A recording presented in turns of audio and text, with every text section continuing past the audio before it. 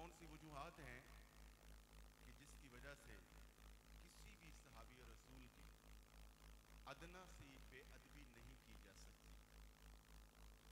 وہ کون سی وجوہات ہیں کہ جن کی وجہ سے ہم صحابہ کرام رضوان اللہ علیہم اجمعین کی ذات پر تان اور تنقید نہیں کر سکتے؟ اور ہمارے علماء اور جو محتاط علماء اور علماء حقہ وہ اس سلسلے میں کیوں حساس ہیں،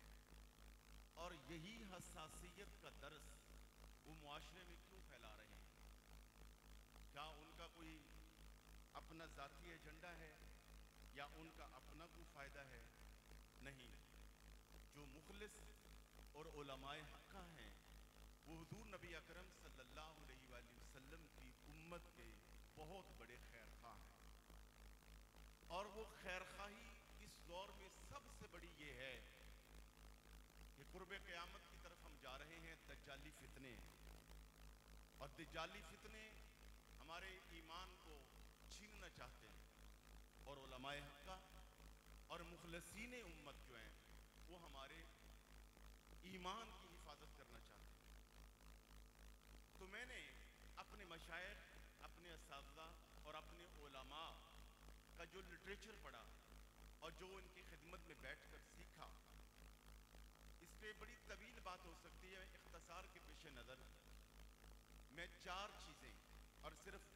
اپنے جیسے جو طلباء ہیں اور جو عوام ہیں میں ان کے لیے عرض کر رہا ہوں۔ علماء تو ماشاءاللہ خود اس پہ پی ایچ ڈی کر سکتے ہیں اور کئیوں کی پی ایچ ڈی موجود بھی ہے۔ 4 چیزیں میں نے خلاصتاً آج نوٹ کی ہیں جو آپ تک پہنچانا چاہتا ہوں کہ صحابہ کرام رضوان اللہ علیہم اجمعین پر تنقید کیوں نہیں ہو سکتی، ان کی بے ادبی کیوں نہیں ہو سکتی، اور ان کی گستاخی کرنا یہ کتنا بڑا جرم ہے اور اس کا کتنا بڑا لاس اور خسارہ ہے۔ تو سب سے پہلی بات، نبی علیہ السلام کے تمام صحابہ کرام وہ نجوم ہدایت ہیں، وہ آسمان رشد و ہدایت کے چمکتے دمکتے ستارے ہیں، اور یہاں پر یہ اشارہ دے دیا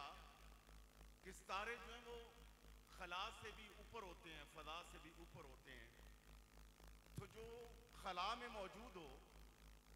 تو کسی کے تھوک یا کسی کی چیخ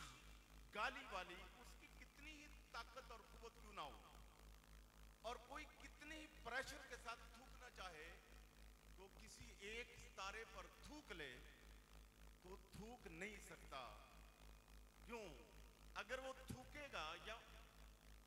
ستارے کی طرف گندگی پھیلانے کی کوشش کرے گا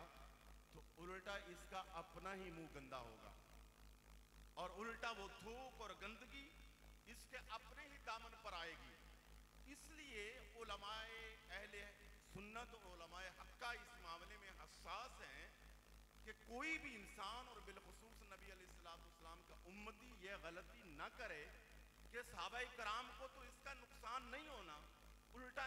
یہ جو کرے گا اس کا ہی اپنا چہرہ اور جسم جو ہے وہ گندا ہو جائے گا اور ایمان ضائع ہو جائے گا۔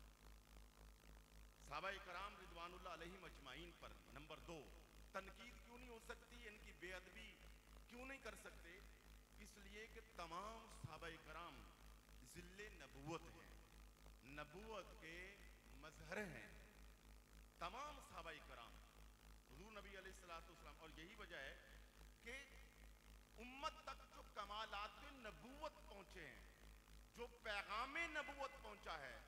وہ ان صحابہ کرام رضوان اللہ علیہم اجمعین کی محنت، ان کا کردار، ان کی جہد مسلسل کی وجہ سے امت تک وہ سارے کمالات پہنچے ہیں، اور پیغام توحید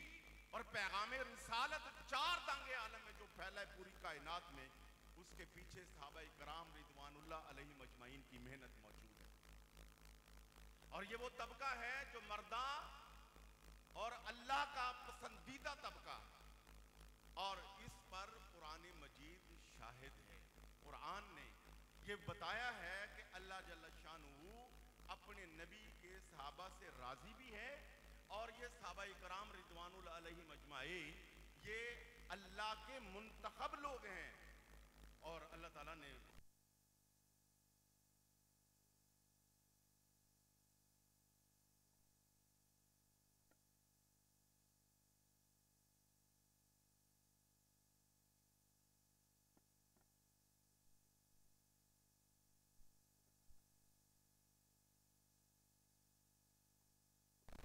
والے ہیں، تو لہذا اس لیے ان پر تنقید نہیں ہو سکتی کہ یہ نبوت کے مظہر ہیں۔ نمبر 3، صحابہ کرام رضوان اللہ علیہ مجمعین قرآن و سنت کی روشنی میں معیار حق ہیں۔ جو معیار حق ہو اس پر نہ تنقید ہو سکتی ہے، نہ نکتہ چینی ہو سکتی ہے، نہ ہی اس کی بے ادبی ہو سکتی ہے۔ اور یہ معیار حق، یہ ایسے جذباتی طور پہ میں نہیں عرض کر رہا، یا ہمارے علماء کہتے، نبی علیہ السلام نے حضرت عبداللہ بن عمر رضی اللہ تعالیٰ عنہ سے روایت ہے، بڑی مشہور روایت ہے، کہ پیارے آقا کریم صلی اللہ علیہ وسلم نے ارشاد فرمایا، میری امت کے مفہوم عرض کر رہا ہوں کہ 73 فرقے ہو جائیں گے، اور فرمایا ان میں 72 جو ہے وہ جہنم کے راستے پہ ہوں گے یا جہنم میں چلے جائیں گے، ایک فرقہ جو ہے وہ ناجی ہوگا، نجات پانے والا ہوگا، ہدایت والا ہوگا۔ عرض کیا گیا یا رسول اللہ صلی اللہ علیہ وسلم، وہ فرقہ، وہ جماعت، وہ کون سی ہے؟ تو حضور نے فرمایا ما انا علیہ و اصحابی، وہ طبقہ ہے، وہ فرقہ ہے، وہ جماعت ہے، فرمایا کہ جو، یعنی فرمایا میرے راستے پہ چلنے والے اور میرے اصحاب کے راستے چلنے والے۔ پتہ چلا حضور خود بھی معیار حق ہیں، اور نبی علیہ السلام نے یہ معیار حق، یہ مقام اپنے تمام اصحاب کو بھی عنایت فرمایا ہے۔ تو جو معیار حق ہو اس پر تنقید نہیں ہوتی، اس کی بے ادبی نہیں ہوتی، اور صحابہ کرام رضوان اللہ علیہ مجمعین پر تنقید اور ان کی تنقیص اور ان کی گستاخی اور ان کی بے ادبی سے کیوں بچنا چاہیے؟ اس لیے کہ قرآن و سنت کے مطالعہ کا خلاصہ یہ ہے کہ کسی بھی صحابی رسول پر، وہ کسی بھی درجے کا ہے، اس پر تنقید سے کسی آدمی کا دین سلامت نہیں رہ سکتا، ایمان مکمل نہیں ہو سکتا۔ وہ کس لیے؟ وہ اس لیے کہ جتنے بھی صحابہ کرام رضوان اللہ علیہ مجمعین دین کا کوئی نہ کوئی جو حصہ ہے وہ کسی نہ کسی صحابی رسول سے امت تک پہنچا ہے۔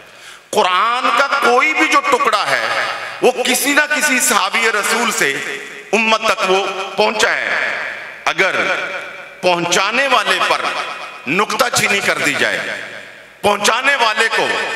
غیر عادل کہا جائے، پہنچانے والے کو ناانصاف کہا جائے، نعوذ باللہ من ذالک، پہنچانے والے کو اگر ظالم کہا جائے، تو اس کا معنی یہ ہے کہ آپ جو کہ تمام صحابہ دین کے کسی نہ کسی حصے کے راوی ہیں،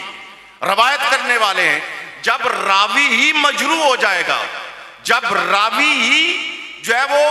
غیر عادل قرار پایا جائے گا، تو اس کا مطلب یہ ہے کہ دین کا وہ حصہ جو اس راوی کے ذریعے امت تک پہنچا ہے وہ بھی غیر یقینی ہے، وہ حصہ بھی قابل اعتماد، قابل اعتبار نہیں ہے۔ گویا آپ صرف کسی صحابی پر تنقید نہیں کر رہے ہوتے، جب تنقید کر رہے ہوتے ہیں تو آپ دین کے کسی نہ کسی حصے پر تنقید کر رہے ہوتے ہیں، نعوذ باللہ من ذالک، جو کر رہا ہوتا ہے۔ تو اس کا معنی جو دین پر تنقید کرتا ہے،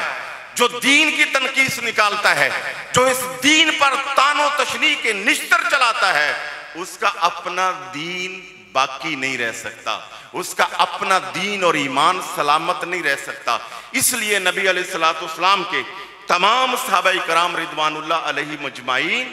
ان کے ساتھ عقیدت اور محبت کا تعلق رکھنا یہ ضروری ہے۔ تو یہ تو یعنی میں نے عرض کیا کہ کوئی بھی صحابی، اور رہے سیدنا صدیق اکبر رضی اللہ تعالیٰ عنہ، سبحان اللہ، آپ تو خلیفہ بلا فصل ہیں، آپ تو نبی علیہ السلام امت کو حضور سے پیار، دو لوگ امت کے بہت بڑے محسن تاریخ اسلام میں، ایک سیدنا صدیق اکبر اور ایک حضرت سیدنا امام حسین رضی اللہ تعالیٰ عنہ۔ امت پر دو بڑے کڑے وقت آئے تاریخ اسلام میں۔ ایک وہ وقت تھا جب میرے اور آپ کے پیارے آقا کریم صلی اللہ علیہ وسلم کا وصال ہوا اور ظاہری طور پر دنیا سے تشریف لے گئے۔ وہ وصال کے وقت میں آپ اندازہ لگائیں، صرف سیدنا عمر فاروق جو شیر دل صحابی ہیں، صرف انہی کو پڑھ کے دیکھیں کہ ان کی کیفیت کیا تھی۔